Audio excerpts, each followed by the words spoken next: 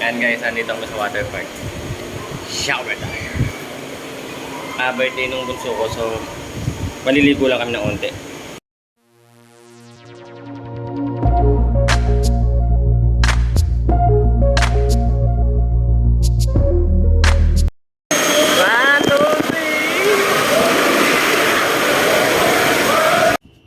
Dito nga sa water park guys, hindi lang paliligo yung pwede mong gawin.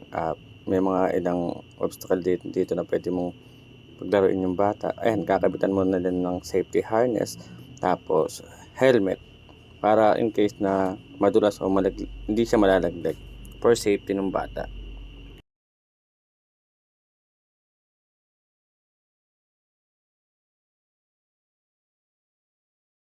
So dito nga guys, natuwa ako sa anak ko kasi ang tapang niya. Kasi ako medyo may takot ako sa height.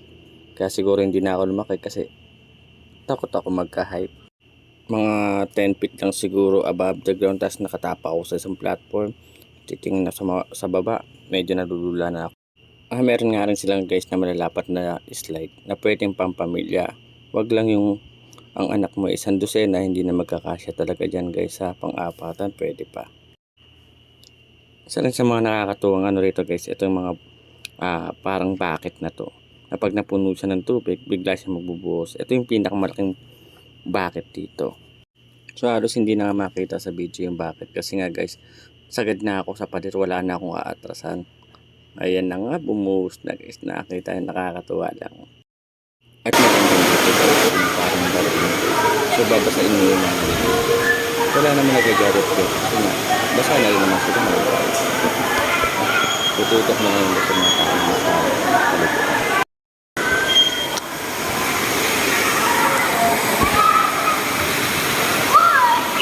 Anong nangyari, Superman?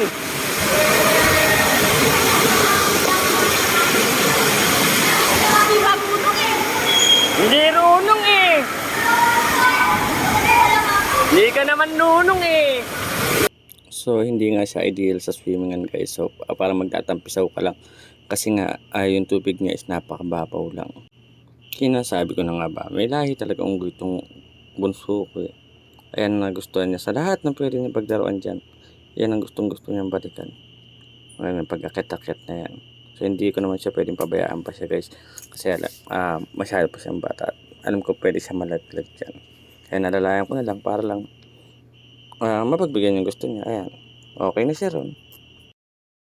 Sa mga gusto nga pa na pumunta, sa Venice lang to, sa McKinley.